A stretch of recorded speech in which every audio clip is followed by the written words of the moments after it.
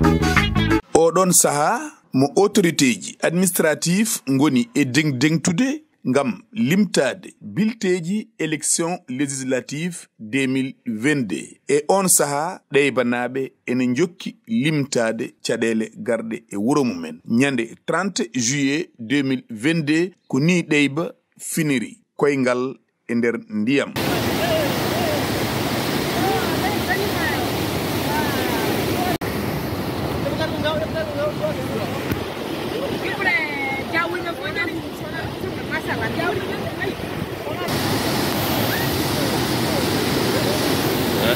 No ndungu ngu naatiri ni ɗeyba kam heɓi hen geɗal mum ngam waame mawɗo kewɗo doole bonnuɗo ko heewi ndiyam ɗam holnde a remon samedi nde le 30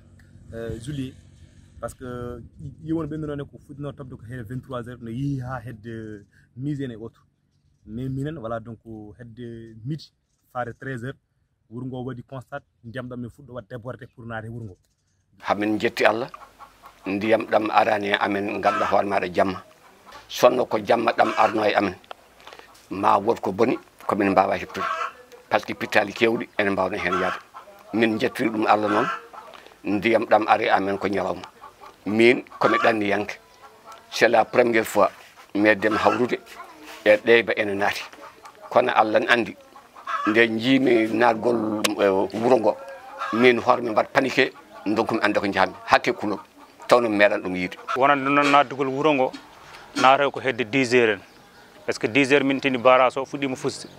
minen wuro ngo fof min jeehi toon pour takkude e doole amen min mbawa barde min gaddi sahuji min mbaɗi hen leydi après min mbaari to fuɗɗuno fusde ɗo ha ndiyam ɗam heewi noon waɗi traversé dow digue to min dogi kadi min jeehi toon min koccoy kaaje minen dendagal wuro ngo fof min mbaari ha ɓooyno ndiyam ɗam naatiri wuro he to banggue wennori ga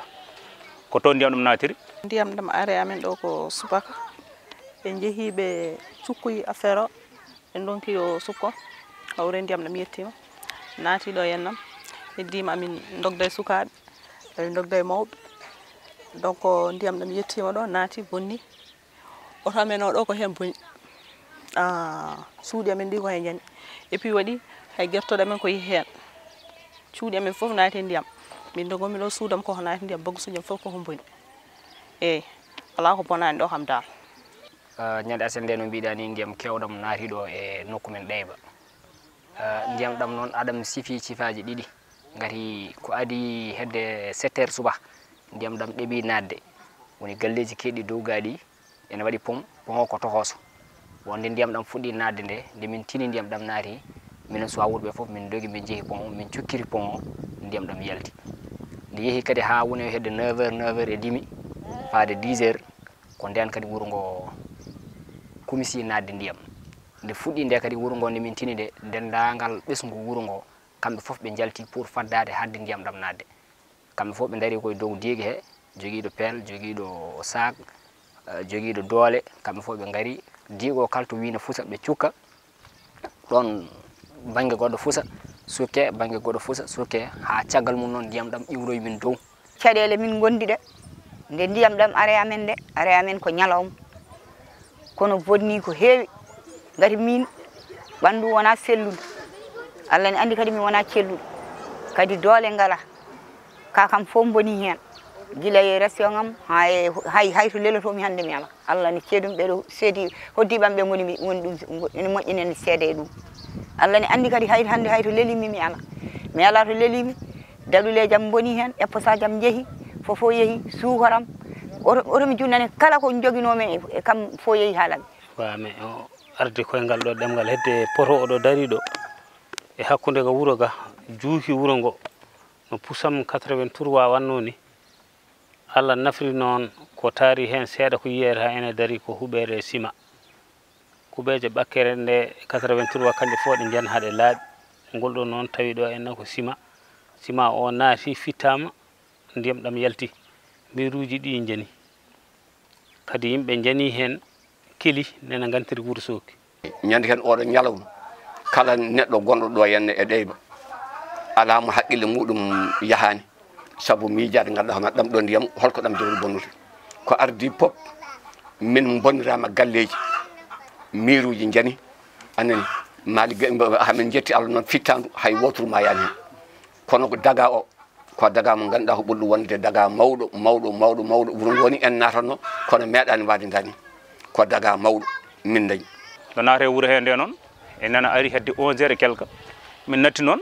woccede barage o min gocca dandude pittala men e suhaɓe men e bagasuji amen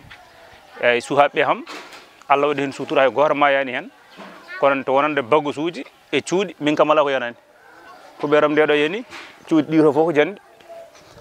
e huɓeram nena ko fawram wonno koko yani suudu nenam nen koko yani min kam ala ko yanani e gallam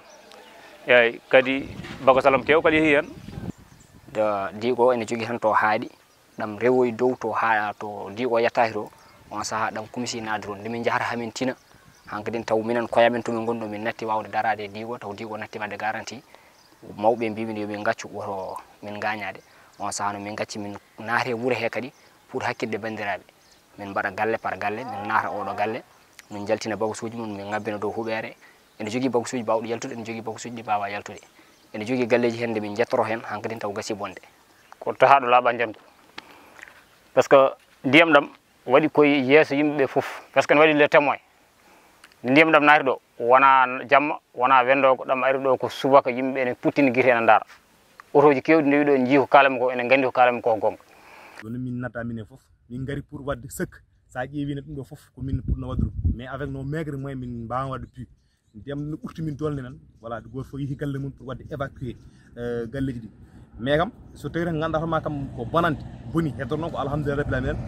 perte imin ala hen ala mayiɗo hen mais kam jawdi boni walla ɓe gandanma bey munen baali munen rasuŋaji munen voilà donc kuuɓeji et autres fof boni